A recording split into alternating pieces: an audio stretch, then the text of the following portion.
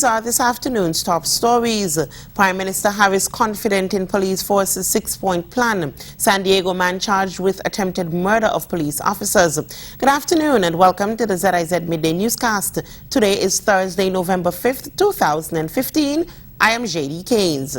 In national news, Prime Minister the Honorable Dr. Timothy Harris says he is confident in the police force's six-point plan to reduce crime and assured the public that given time, its results would be undeniable. He made the comments during a press conference on Tuesday at government headquarters. Already they are about 50% in terms of the number of firearms that they have retrieved illegally out of illegal hands compared to last year. So that aspect of the plan we know is working. And as you take more off the street, then you are reducing the incidence over time of those issues happening. He also noted that the government has reached out to international partners to assist in removing guns off the streets and the overall reduction of crime in the Federation. In other news, Prime Minister Harris has extended hearty congratulations to Antigua and Barbuda on the attainment of 34 years as a sovereign nation. This year, Antigua and Barbuda celebrates its independence under the theme, Antigua and Barbuda, Rebuilding with Unity and Purpose. In a congratulatory letter to the country's Prime Minister, Dr. Harris said he looked forward to continuing and fostering a close relationship with the neighboring country. He said, quote, I avail myself of this significant anniversary to reiterate the determination of my recently elected government to continue working closely on matters of mutual and common interest, not only on a sub-regional level, but also regionally and internationally. He said he hopes the mutual bonds shared by the two countries will be maintained and strengthened even as we, quote, achieve new heights and face the many unforeseen challenges unique to our region.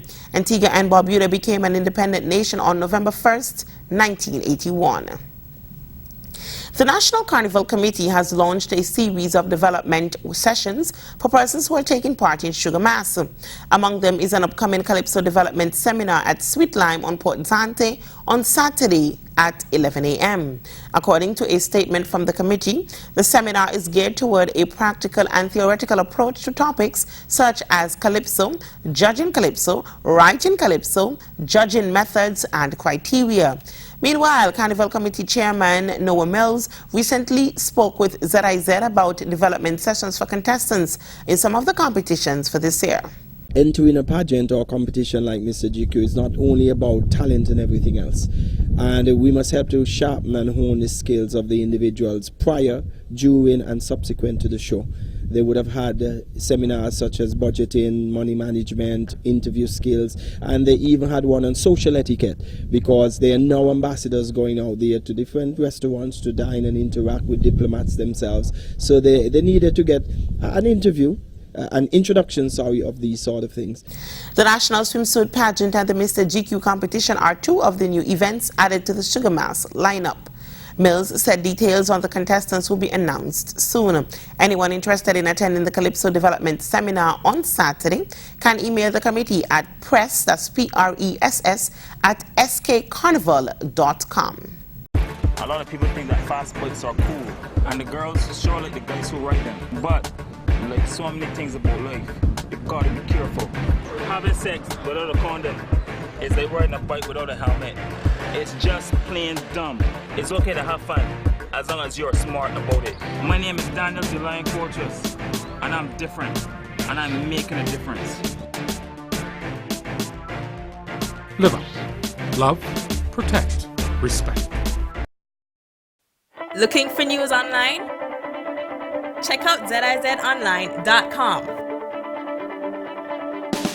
Go to www.zizonline.com on any of your devices to find sports, local, regional, and international news, live radio, and TV. To stay in the know, like us on Facebook for ZIZ news and content on your newsfeed. ZIZonline.com, reaching you wherever you are. Regionally, the Guyana Private Sector Commission says it is time for the public sector minister to rethink the closure of bars and nightclubs. The body feels that the 2 a.m. closure time is bad for business. The entertainment industry says the enforcement of the 2 a.m. closure for bars and nightclubs is having a negative impact on businesses, according to the Private Sector Commission. In a press statement, the Commission said many of its members are faced with the threat of closure and downsizing as a result of the enforcement. The body wants the Minister of Public Security to rethink this strategy and its implications on businesses, saying it could have a negative long-term effect on the developing tourism industry. A recommendation being put forward by the Commission is for businesses located in commercial districts and zones and which comply with building codes that limit noise nuisance be opened until 4 a.m. on Fridays, Saturdays, and public holidays. With the upcoming Christmas holidays, the body is asking for the extension and relaxation of the closure time to facilitate visitors for Christmas and into the new year. The Private Sector Commission says it does not support the notion that there is a social impact of the later closure on crime and accidents. In more regional news, St. Lucian politician Sarah Flood-Bobron joins the chorus of outraged voices over the gang rape of 2 teenage girls.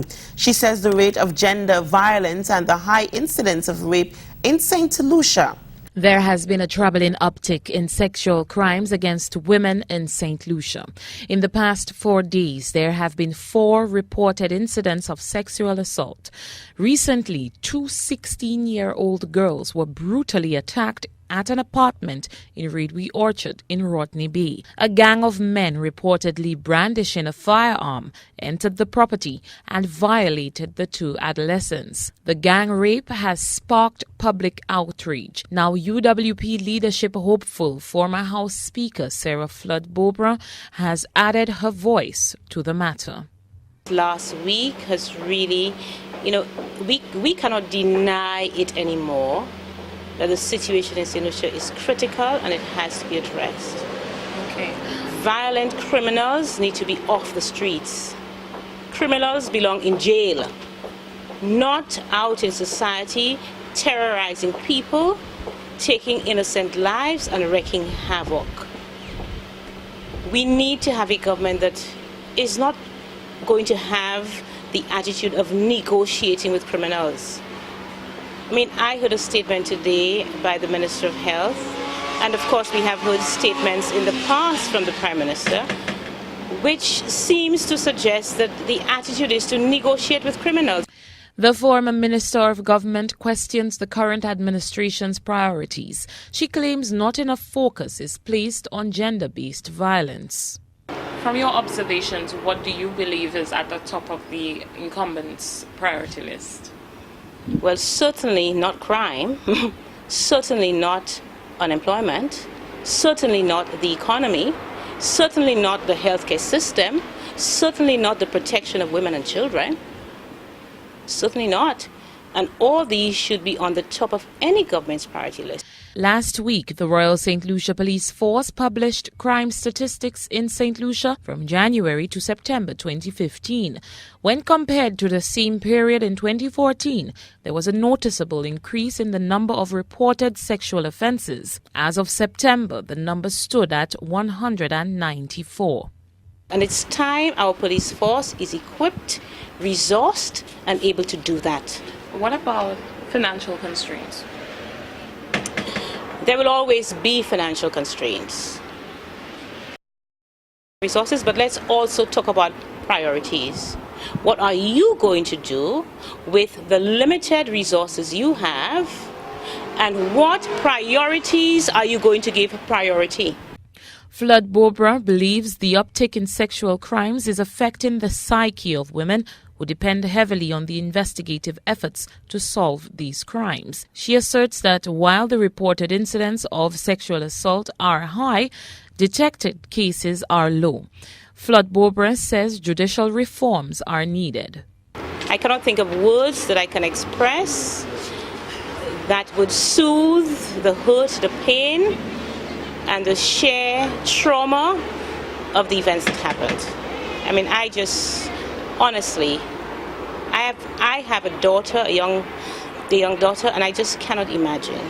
The former House Speaker and government minister advises that authorities implement an effective monitoring system for people who have committed violent crime.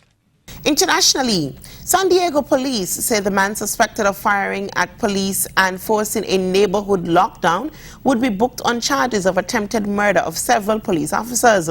Titus Colbert was taken into custody on Wednesday. Gunfire shut down a high-scale San Diego neighborhood, sent police running, and even kept some planes on the ground.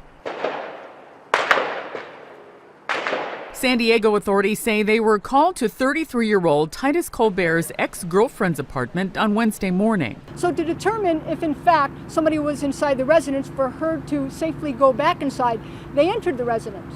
As soon as they entered the residence, they were met with gunfire. One of the rounds just narrowly missed one of our police officers. Gunfire kept police at bay in the upscale Bankers Hill neighborhood, which was on lockdown for about 5 hours. Residents were told to stay in their homes, and flights at nearby San Diego International Airport could not take off.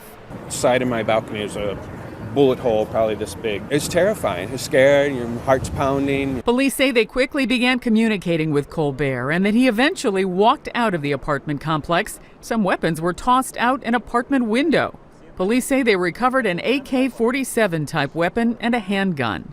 The suspect, during this long negotiations, long communications, would continue to fire his weapon from inside the residence out into the neighborhood and at our officers. Our SWAT team did deploy gas on numerous occasions, and then eventually the suspect did surrender, and he was taken into custody. Police said Colbert would be booked on charges of attempted murder of several police officers. No injuries were reported.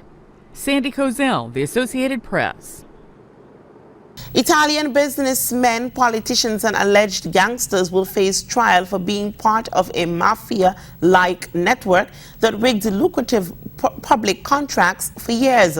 Al Jazeera's Claudio Lavanga reports from Rome. 2,000 years ago, Rome was known as the capital of the ancient world. Today, it may have become the capital of Italy's criminal underworld. Over the past 11 months, authorities unearthed evidence that the city was run by a network of criminals, businessmen, and local politicians who used extortion, racketing, corruption, and money laundering to rig public service contracts worth millions of dollars. Tactics so similar to Italy's criminal syndicates, the investigation was rebranded Capital Mafia. It's a classic mafia method. In Rome, members of a former criminal gang managed to condition local politicians. They corrupted the local administration to win public service contracts, and if someone didn't cooperate, they used violence. The network was led by this man, Massimo Carminati, a former right-wing convicted criminal nicknamed the Pirate, after he lost one eye in a shootout with the police in 1981. From Thursday, he and his accomplices will face charges of siphoning off millions of dollars destined for street cleaning and garbage collection, leaving the city with substandard or non-existing public services. They should throw them in jail, not only the criminals, also the politicians. Put them in jail and throw away the key. They didn't kill anyone, but they hurt all of us who pay taxes. Public transports don't work. The city is dirty, dark. A capital cannot be left in these conditions. The crime syndicate also won contracts to manage migrant reception centers, exploiting the growing refugee crisis in the Mediterranean. A business so lucrative that on a wiretapped phone call they called more profitable than drug trafficking. In these difficult times, this city is in desperate need of solid leadership, and yet it has none. The former mayor, Gianni Alimano, is still under investigation for his role in the scandal. His successor, Ignazio Marino, was forced to resign recently due to a relatively minor expenses scandal, even though he handed over all the proof of years of corruption in the city's administration to the authorities. Now the city is in the hands of a commissioner appointed by the government, who will have to manage a city left in financial and moral ruin. Claudio Lavanga, Al Jazeera, Rome. Taking a look at the weather, temperatures today will peak at 82 degrees Fahrenheit with a gentle breeze blowing from the east-northeast at 10 miles per hour. Today will be partly sunny with periods of increased cloudiness, scattered showers and a chance of isolated thunderstorms. Tonight is expected to be partly cloudy with isolated showers. Sea level pressure is near normal with waves up to 6 feet. Sea bathers and small craft operators are therefore asked to exercise caution. Sunset this evening is expected at 5:38 p.m. and sunrise for tomorrow will be at 6:11 a.m. That brings us to the end of the ZIZ Midday Newscast. Join us this evening for these stories and more in detail. I have been your presenter, JD Keynes. Have a great afternoon.